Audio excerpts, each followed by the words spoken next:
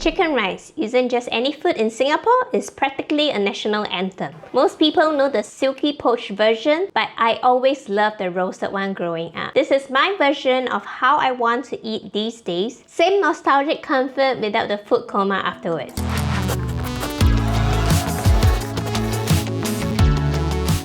Welcome back to Happy Bar, everyone. So for many of you who may not know this, in Singapore, chicken rice is available everywhere. Hawker centers, school lunches, and it's a comfort food you didn't question. Most famous chicken rice in Singapore.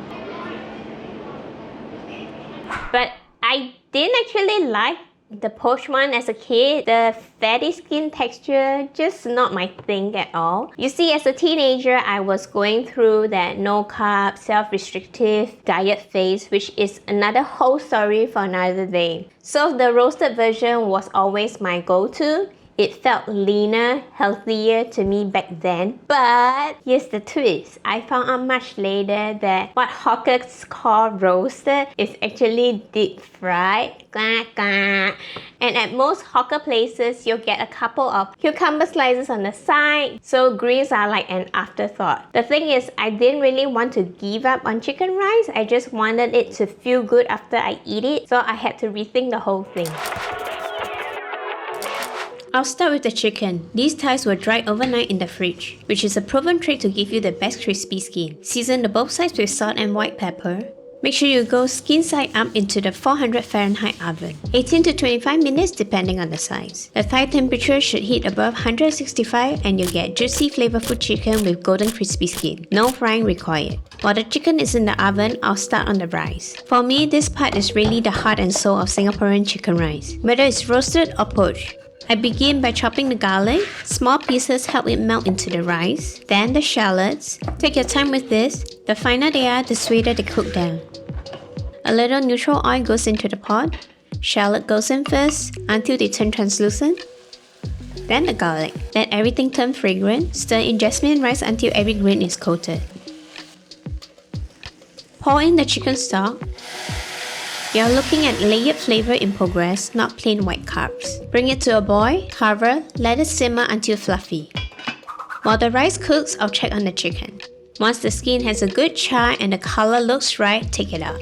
Let it rest because it keeps the meat juicy and gives me time to finish everything else. Now for the chili sauce. This is a classic style every Singaporean loves dearly. Let's deseed the red chilies, then cut them into rough pieces. Nothing too perfect, the blender will do the work.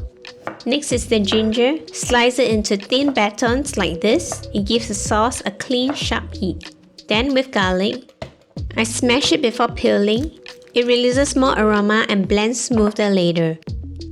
All of that goes into the blender. Neutral oil, splash of sesame oil, splash of any vinegar you may have, some sugar, or in my case, I'm using honey. Blend until the color turns bright and smooth. Make sure you taste and adjust. You want a balance of heat, ginger, and a clean citrusy leaf. If you think the color looks stunning, wait till you taste it. Next up are the toppings I like to add that you won't get from traditional hawker version. Like instead of plain cucumbers, I prefer to season them lightly. A splash of tamari, a few drops of sesame oil. Then there's thinly sliced radish. It gives the bowl a crisp, peppery bite. By now the chicken has rested properly. Remember what I said about getting crispy skin without deep frying? Separate the drumsticks from the thigh. Loose the thigh bone and slice it into nice even pieces. Make sure every bite has a bit of meat and crispy skin. This roasted chicken rice recipe is not just my love letter to chicken rice. It's me talking to my younger self and saying, hey, don't be afraid of food. Listen to what your body needs, not what people say this is not good for you. Back then, I was always trying to cut some food out, worried that what was healthy, always saying no to this or that. But honestly, this dish is teaching me how to find balance. Like these cherry tomatoes and sauerkraut. You won't find them in traditional version, but they make the bowl feel good to eat, so I add them in. Because this is the way I prefer to eat these days.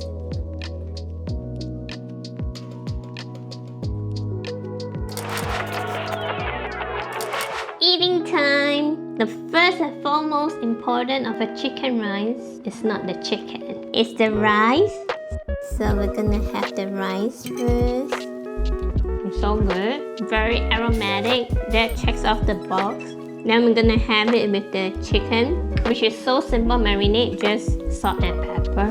I like it. Strangely tastes like KFC. And then we have it with the cucumber salad. Fresh, refreshing, umami. And then we're gonna have now with every single thing.